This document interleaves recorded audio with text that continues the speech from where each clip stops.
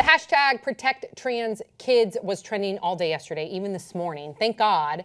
And this was in response to President Trump on Wednesday rescinding protections for transgender students that allowed them to use bathrooms corresponding with their gender identity.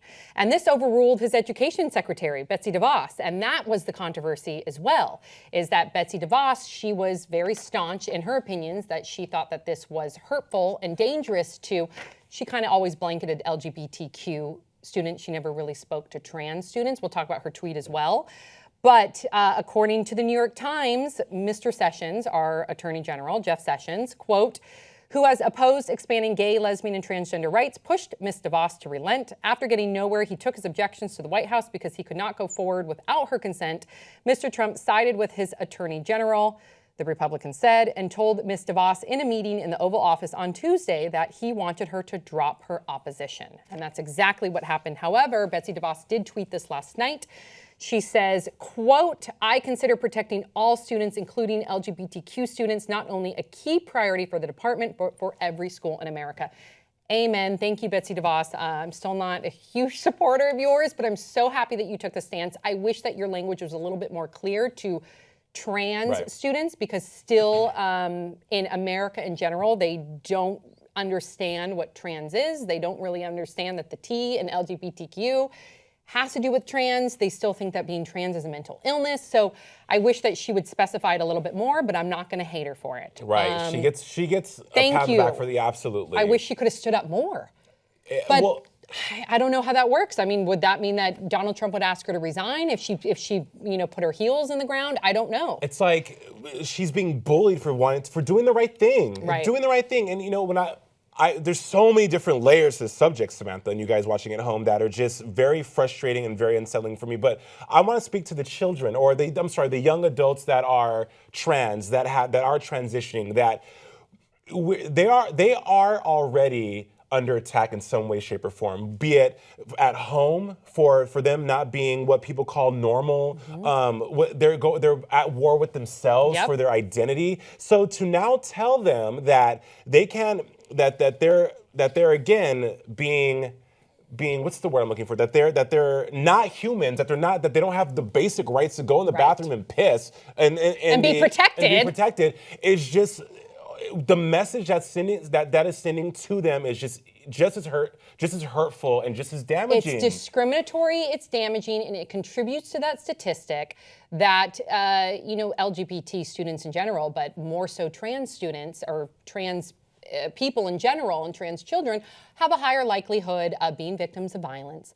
So they're the ones at risk, right? Absolutely. So people who are up in arms, parents, about fearful if they go in a certain bathroom and there's a trans man or woman or child in there that they're at risk. No, honey, that child is at risk. There's statistics that actually support that, and that they're at more risk to commit suicide because of all the condemnation, because of all the shame, and these are human beings. These are young children. Yeah, exactly. Whether we're talking about trans adults or whether we're talking about trans children. Right now we're talking about trans children. Let's protect them. So these are the most vulnerable of vulnerable. They should be protected. Let's educate ourselves. Let's see that it's not a mental illness.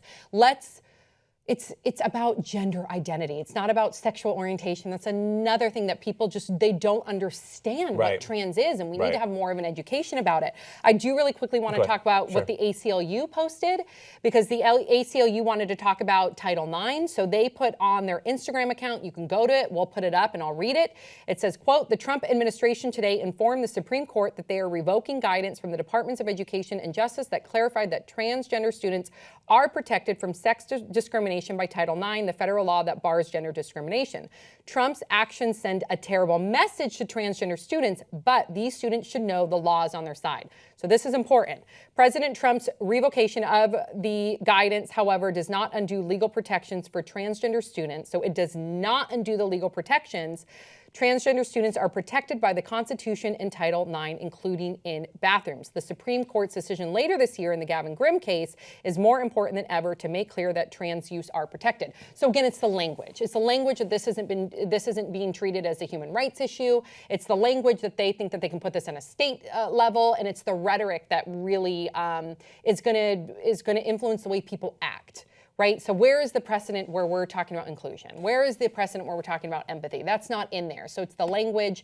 And yes, the Gavin Grimm case is going to be very, very important. So what was so funny to me and what was so alarming was that last April, Trump on the Today Show Right. was like, I don't care, they can use any bathroom they want, and with his whole family sitting there for the world to see. In my Trump hotel, Caitlyn Jenner can come in. She can use any bathroom and now she he's wants. backpedaling that, which Because is it's the majority of his party wants him to follow through on some of these really staunchly conservative promises, which are discriminatory and they're not inclusive and they're hurtful. and it comes from fear. It absolutely comes from fear, Samantha. And what Final happens? thought, we have to go. What happens if this, by worst case scenario, this does go through? Is there going to be like colored bathroom? Is it now going to be segregation again? Is there going to be someone to police these kids into saying, okay, well, you're trans, so you need to walk this way to that restroom? Like, how is that going to even work? I'm so glad you brought that up. Final thought, because even before this becoming an issue in schools and why it's so important with the Gavin Grimm case.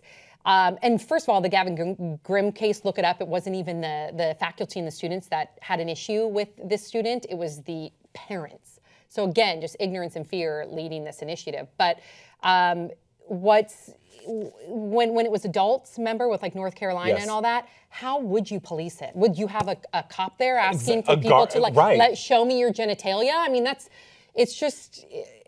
I can't with this. Let's just please come from a place of inclusion. And if you don't understand it, research it. Right. Go find someone, meet someone, or go on YouTube and learn from someone who actually is trans, and just be empathetic and kind. Because I can tell you what, I have a number of trans friends. I think of my pilot friend. I say pilot because she's well known as being one of the first trans woman pilots that really has helped a lot of the law to protect discrimination there, where she can use she was discriminated against with bathrooms in airports.